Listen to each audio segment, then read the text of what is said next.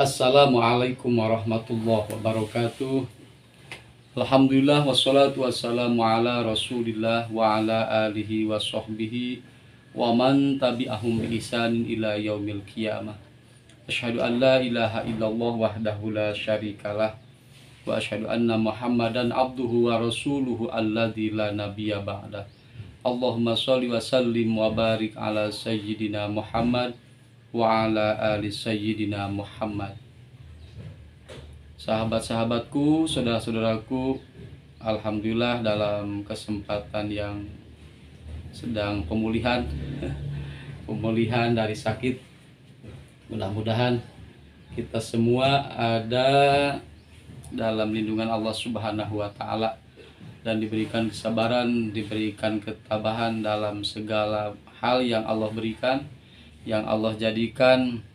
Semuanya kalau seandainya kita terima dengan keikhlasan, dengan keriduan, insya Allah akan menjadikan amal bakti, amal ibadah kepada Allah Subhanahu wa ta'ala. Marilah kita bersolawat kepada Rasulullah. Semoga dengan barokah sholawat kita semua mendapatkan syafaatul udma di yaumal jaza. Amin ya Allah ya rabbal alamin. Allahumma sholli wa sallim ala rasulil azizid domin al-harisi bil mu'minina raufir rahim sayyidina Muhammadi wa ala alihi wa sahbihi ajmain wa ala syairin nabiyina wal mursalin salata wa salaman daimaini tujibu bihima da'watina bisuratin amin. Wa sholli wa sallim kadzalika ala rasulil karimi dil quwwati indadil arsyil makin al-muqa isammal amin Jibril wa ala sa'iri ru'usail malaikatil muqarrabina wa ghairihi wa ala jami'il awliya'il awwalina wal akhirin wa ala ahli ta'atika ajma'in. Semoga dengan barokah sholawat Allah Ta'ala mengabulkan segala hajat kita. Allah Ta'ala memberikan barokah kepada kehidupan kita semua. Amin ya Allah ya rabbal alamin. Melihat dari kacamata agama tentang masalah hari ini, mungkin kalau dibilang ini waktunya, zamannya zaman benar-benar harus penuh dengan kekuatan iman dan Islam, harus penuh, harus bertambah keyakinan kepada Allah Subhanahu wa ta'ala, dimana memang banyak ujian, cobaan terhadap manusia-manusia yang ada di muka bumi, khususnya dalam bidang urusan kehidupan, ekonomi. Bahkan setelah kemarin 2 tahun dilanda bencana corona, sekarang dilanda bencana lagi, yaitu bencana kepercayaan. Dilihat dari beberapa media, memang sedang banyak yang namanya pengakuan-pengakuan yang membawa agama-agama baru. Waspada, hati-hati semuanya.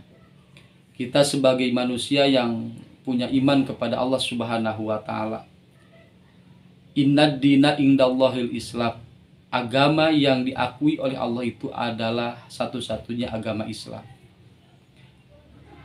Kalau seandainya ada beberapa golongan atau siapapun dia yang mengaku-ngaku atau membawa agama dengan menyebut agama Islam tapi tidak melakukan keislaman yang sebenarnya, yang sudah jelas Islam itu mempunyai syarat dan rukunnya, yang sudah jelas agama Islam itu mempunyai kewajiban terhadap Allah Subhanahu wa ta'ala untuk melaksanakan ibadah kepada Allah Subhanahu wa ta'ala.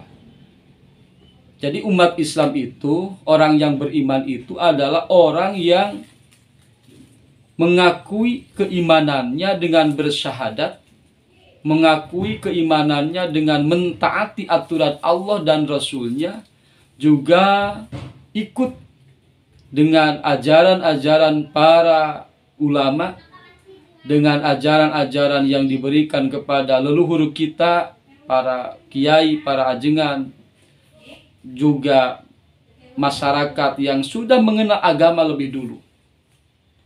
Gunakan akal kita, gunakan iman kita, gunakan keislaman kita itu untuk melakukan hal yang benar-benar sudah ada dari ayat Qur'annya, sudah jelas dari hadis Rasulnya, bahkan sudah tercatat dalam beberapa kitab. Berarti kita harus mentaati kepada ajaran-ajaran ulama yang mengajarkan kita dari dahulu. Yang mengaku-ngaku ulama yang tidak pernah mondok, yang mengaku-ngaku ulama yang tidak tahu tentang kitab, tidak tahu tentang hadis, tidak tahu tentang bacaan-bacaan Quran yang benar. Akhirnya banyak sekali kali ini, tak bulan-bulan ini, bahkan tahun-tahun ini yang mengajarkan, ya mungkin mengatasnamakan agama, mengatasnamakan keislaman, tapi bukan dari ajaran Islam. Na'udzubillahi min dzalik. Islam itu sudah jelas.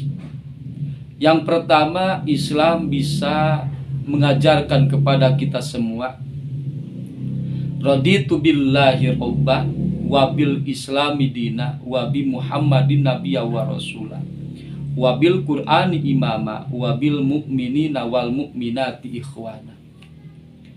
Setelah kita jelas sebagai umat Islam, ridho Allah itu adalah Rob kita, ridho Islam itu adalah agama kita, ridho bahwa Quran itu adalah pedoman kita, ridho umat muslimin muslimat adalah ikhwan kita.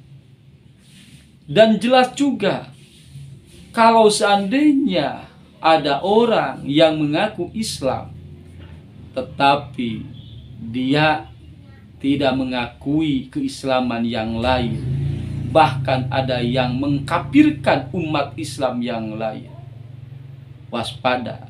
Orang yang mengkafirkan umat Islam, orang yang mengkafirkan orang yang jelas keislamannya, maka dia itu adalah orang yang paling dulu dijadikan orang murtad. Jadi sebelum orang lain dimurtadkan, dia memurtadkan dirinya sendiri dengan perkataan atau dengan sangkaan, dengan punya tekad bahwa umat Islam itu belum Islam. Umat Islam itu belum menjadi Islam yang kafah. Padahal Islam kafah itu adalah Islam orang yang muslim yang melakukan segala perintah Allah, yang melakukan segala yang Allah perintahkan dan menjauhi dengan apa yang Allah larang. Dengan kekapahannya itu adalah kesempurnaannya hati, la ilaha illallah wahdahu la syarikalah, lahul mulku walahul hamdu yuhyi wa yumit wa huwa ala kulli syai'in qadir. Wahdahu la syarikalah. Kata dari kapah itu adalah tidak ada Tuhan yang wajib disembah, hanyalah Allah, dan Allah tidak membutuhkan yang mendampingi. Allah tidak ada sekutunya. Allah tidak membutuhkan balad-baladnya. Hanya satu Allah.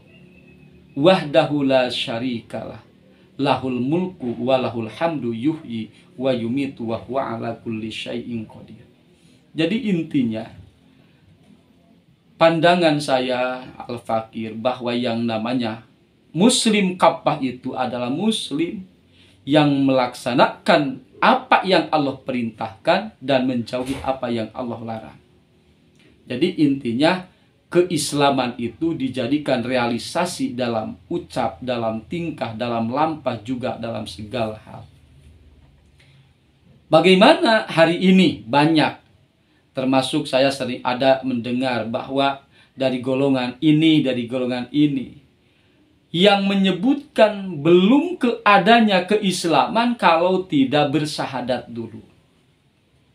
Maka insya Allah saya jawab sedikit Insya Allah untuk lebih jelasnya nanti di video-video selanjutnya. Bersahadat untuk orang yang jelas dari keluarganya muslim atau muslimah. Jelas muslim dan muslimah itu mempunyai keluarga. Maka dengan keluarganya muslim dan muslimah, maka anaknya itu jelas jadi muslim dan muslimah. Kalau seandainya disebut tidak sah dengan cara mentaati atau dengan kalau bahasa Sundana mah berenanya nuturkeun karena naon anu geus diajarkeun ku inung bapakna sebagai umat Islam nyebutna cenah teu sah. Namun encan aya syahadat. Syahadat itu mengislamkan seorang kafir untuk masuk Islam atau seorang murtadin untuk masuk Islam, seorang musyrikin untuk masuk Islam, maka itu wajib disyahadatan dan disaksi lagi. Tapi kalau seandainya sudah jelas dari keluarganya muslim, dari keluarganya benar-benar sudah taat kepada Allah, maka anak dan keturunannya tidak wajib untuk disaksi menjadi syahadat, disyahadatan lagi. Karena keislaman itu sudah jelas.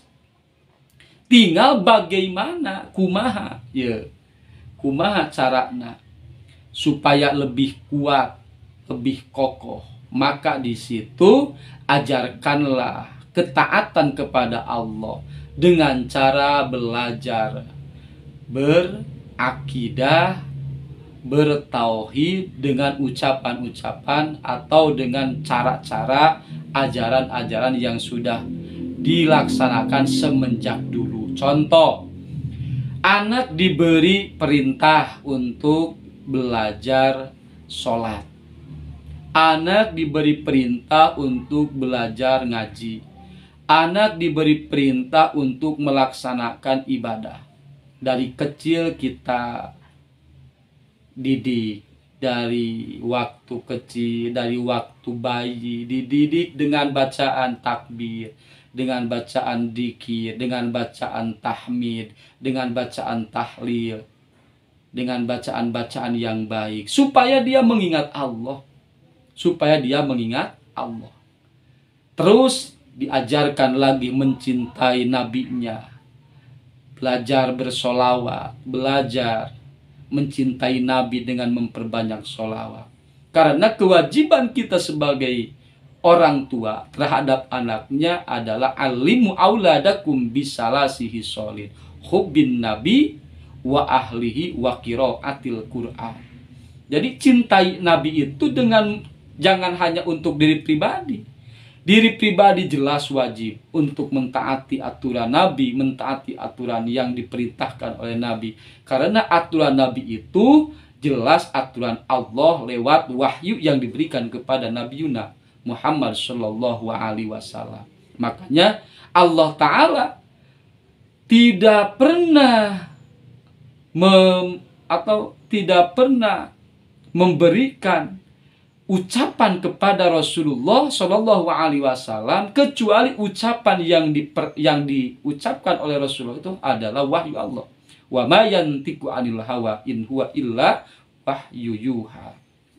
Makanya Rasulullah sebagai nabi kita taatilah dengan sebenar-benarnya, karena iman kita akan sempurna ketika iman kepada Allah dan iman kepada Rasulullah Shallallahu Alaihi Wasallam. Jadi intinya begini, pertanyaan yang sudah diterima. Jadi kalau seandainya umat muslim yang jelas keluarganya dari golongan muslim, maka tidak harus disyahadatan secara disaksi lagi, karena jelas keislamannya sudah ada dari keluarganya. Kalau seandainya anaknya itu sudah mulai tahu tentang sholat dari 7 tahun, 9 tahun, 10 tahun, maka disitu perintahlah untuk melaksanakan sholat supaya keislamannya itu bisa sempurna dengan melaksanakan perintah Allah Subhanahu wa taala, dengan melaksanakan kewajiban yang diperintahkan oleh Allah Subhanahu wa taala. Itulah jawaban yang pertama. Mudah-mudahan ada manfaatnya, mudah-mudahan ada barokahnya. Semoga kita semua menjaga keimanan keislaman kita. Jangan sampai iman Islam kita hancur karena prasangka buruk kepada orang lain. Biarkanlah mereka melaksanakan ibadahnya, tetapi kita semua harus menjaga ibadah yang kita punya, ibadah yang kita laksanakan. Iman Islam yang Allah berikan kepada kita harus menjadi sebuah pondasi untuk kekuatan dalam kehidupan kita semua, jauh dari hal-hal yang dibenci oleh Allah Subhanahu wa taala. Subhanakallahumma wa bihamdika asyhadu an la ilaha illa anta astaghfiruka wa atubu ilaik. Wassalamualaikum warahmatullahi wabarakatuh.